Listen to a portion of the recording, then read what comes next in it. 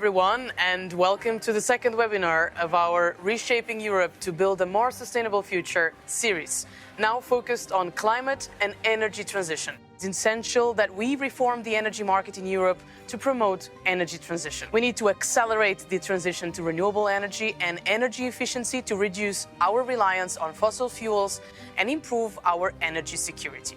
Yes, the challenge ahead is massive, and public sector cannot do it alone. As Antonio Guterres, the UN Secretary General, stated at COP, we need a giant leap on climate ambition. And it's not only about reducing emissions. We need to increase climate finance to power the green transformation. We need to shift from fossil fuels to renewables. We need to rethink the way we behave, the way we do business. We also need to become more circular. Government leaders must regulate for behavior change at national, regional and city level. Private sector leaders need to lead by example, need to align purpose with profit and to implement new, more sustainable value chain. And finally, citizens, us, we also need to dramatically change our behaviors and to become much more effective agents of change.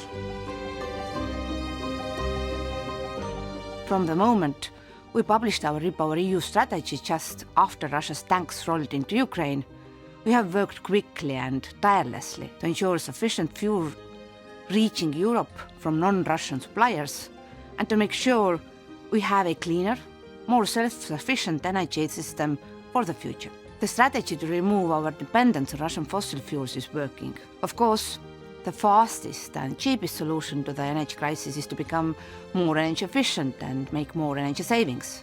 This is an area where we can all make a difference. But when we are talking about long-term solutions to the crisis, we have to turn to renewables.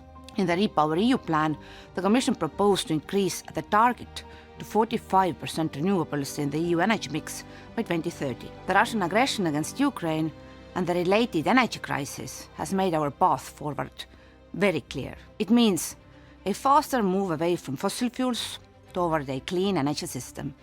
It is the only way to provide secure, sustainable and affordable energy for our households and businesses.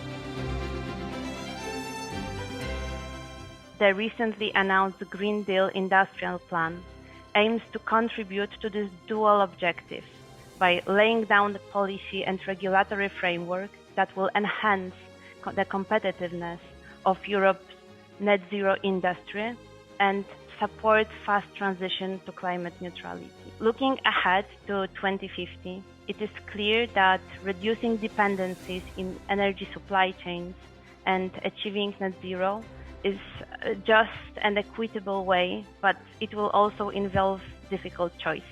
And this will require innovation not only in technology, but also in business models and legislative approaches. So the status quo will need to be challenged in all domains. Everybody will have to work together.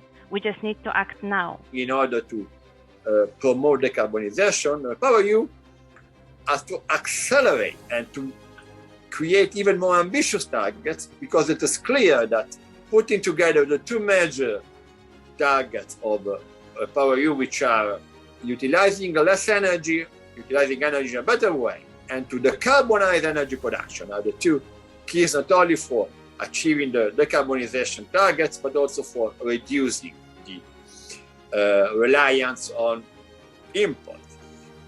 Putting together all the targets of REPowerEU, etc., and all the other European packages, probably you may find a decrease in the need of import of fossil fuels by more than 35% by 2030, and a decrease of gas import between 55 and 60% by 2010, which is a big jump in terms of resiliency, in terms of energy autonomy and independency, and on stabilization of our costs.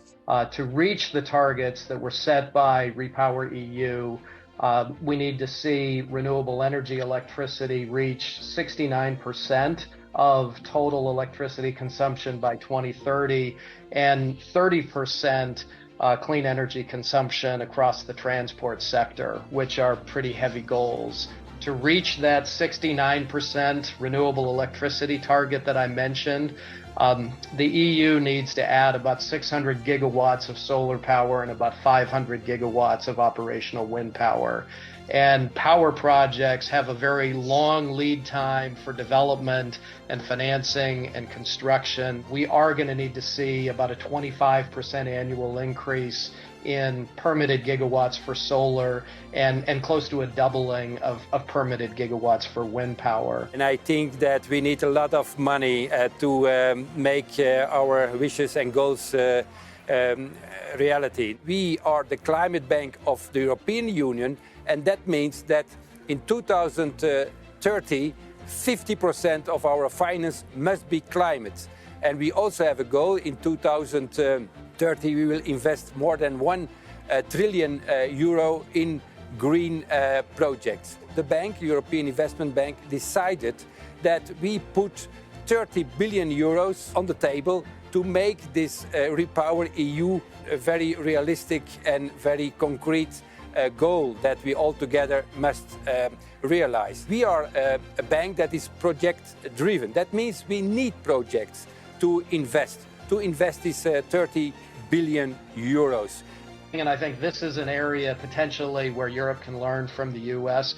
The focus on tax credits, much more a carrot than a stick, to use the American idiom, and then really trying to enable and open up access to financing and to push, hopefully, the private sector into new markets, leveraging the buying power of the US government. For me, it's very clear. This wake up is a wake up that we must be positive about what is going on in the United States. That is a very good evolution. That is our task and our responsibility to find the right answers at the European level.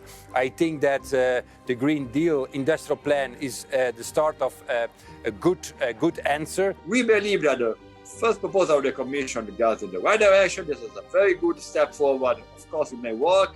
There will be time for discussing, for improving, for detailing in a better way some of the measures, but we believe that this is the first step of a very positive journey. I reinforce, again, there is a giant leap to be addressed. We have leaders from more than 50 countries listening to us now.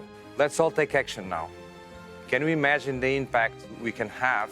The energy transition and climate in the European Union represent a complex and multifaceted challenge, but also a significant opportunity to build a more sustainable and prosperous future for Europe.